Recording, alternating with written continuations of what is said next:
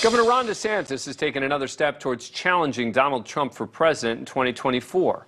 Politico reported today that back on June 23rd, the Florida governor met with dozens of his top donors and Republican power players, including Iowa Governor Kim Reynolds, South Carolina Governor Henry McMaster, Oklahoma Governor Bill Lee, even Arkansas gubernatorial candidate and former Trump White House press secretary Sarah Huckabee Sanders.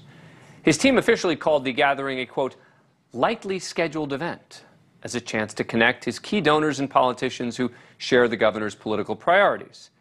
The reality is that Republican polls keep moving in DeSantis' favor for 2024. A brand new poll also shows President Trump's firm grasp over the GOP fading, and that upstart Republicans, most notably DeSantis, could now have a real shot at winning the Republican nomination in 2024.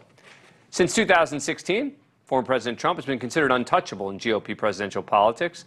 Well, these new numbers from the New York Times and Siena College say differently. And just as Democrats increasingly feel about President Biden, it appears Republican voters increasingly want out with the old and in with the new. And last night on this show, we looked at how President Biden is extremely unpopular within his party. 64% of Democrats don't want to see him run again. And 94% of Democrats under 30 don't want Biden to run for re-election. So now to the Republican numbers. According to the poll, Trump has the backing of 49% of Republican voters. 19% of the Republicans polled say they've lost trust with him because he threatened democracy. The survey also shows a significant anyone but Trump contingent, with 16% of Republican voters saying that if Trump won the 2024 nomination, they would either support President Biden, back a third-party candidate, not vote, or were unsure what they would do. When it comes to those who support him, 58% of those Republicans were those with no bachelor's degree. They support Trump, compared to 28% of Republicans who have a bachelor's degree or higher. But the former president still has a clear lead over other Republicans, at least for now. His 49% tops Ron DeSantis, who comes in next at 25%, followed by Ted Cruz at 7%, Mike Pence at 6%, Nikki Haley 6%, Mike Pompeo 2%. And, of course, the former president is furious about the poll, calling it phony and fake. He said, quote, the New York Times will continue to decline because people no longer believe their reporting is even close to being true. Fake polls, phony stories, and made-up quotes. They're a disgrace to journalism and have said it back many, many years. The New York Times is truly the enemy of the people. To make things even more difficult for the former president, he even trails a hypothetical matchup with highly unpopular President Biden. That same poll also asked a sample of Republican and Democratic voters who they preferred, and despite President Biden's perilously low 33% job approval, he still leads Trump 44-41. But regardless, it appears both Biden and Trump plan to run again. So the question is, how dangerous are these polls for Trump, and how significant is it that DeSantis appears to be moving full speed ahead? Joining me now, Stephen Greenberg, the Siena College pollster who conducted the survey, and Republican strategist Allison Young. Thank you both very much. Appreciate it. Stephen, were you surprised by the 49% number for Donald Trump?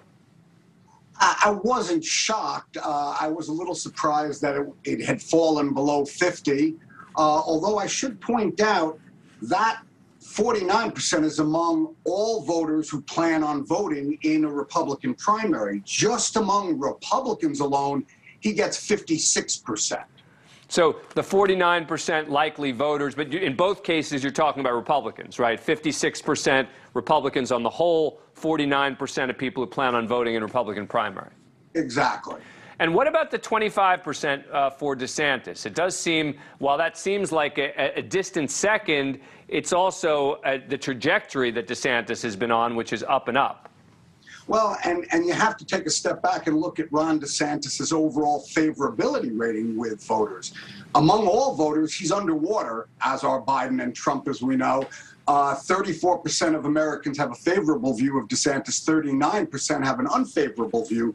But among just Republicans, DeSantis is at a 63 favorable, 10 unfavorable. That's a really strong number.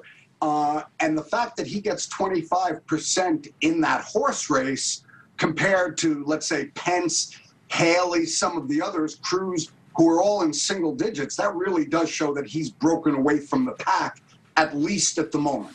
Allison, how concerning do you think this poll should be for Donald Trump? Look, I think it's really concerning for Republicans. I don't know that the president cares that deeply about it. I think he's made it clear that, he's positioning himself for an announcement and will run regardless of what the poll says. But I think what you'll see behind the scenes is a lot of Republican power brokers stepping in to say, look, these numbers are worse than they were in 2020. And even in 2020, Trump lost 9% of Republicans compared to only 4% of Democrats that Biden lost. He's becoming more unpopular by the day. And I think that's been a really tough message for the president to hear. But the January 6 hearings are not playing well for him. And his numbers, I think we're going to see continue to go down. What's maddening about this is that President Biden becomes more unpopular by the day. Donald Trump becomes more unpopular by the day. And inevitably, it starts feeling like we're going to get stuck with a Trump-Biden choice again. And it's just, Allison, it just seems to me that there's got to be some way out. Look, I think that Ron DeSantis, my optimism is that we have great candidates on the Republican side. Ron DeSantis is formidable, and not many Americans know him. The people that paid attention during COVID and saw the actions of Florida, keeping Florida open during COVID, they know Ron DeSantis. But he has a trajectory here. Nikki Haley as well, and even Mike Pence. In this poll, Nikki Haley did very, very well with African-American voters, and that's going to be a key constituency for Republicans because Donald Trump performed well with African-Americans in 2020. So there's still a lot of ground room for all of these candidates to make their case. Steve, are we going to be stuck with the Biden versus Trump? Well, we've got a long way to go, Dan, as you know. But I mean, look, the bottom line here is everybody hates Donald Trump except Republicans. Everybody hates Joe Biden except the Democrats.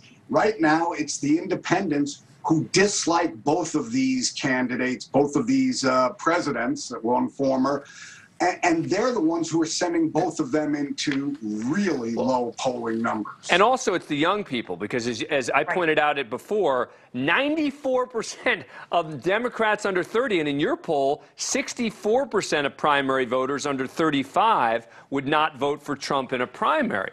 I mean, the problem is that young people don't vote. They like to say they're going to vote. We talk about getting out the vote, but they don't vote, Allison.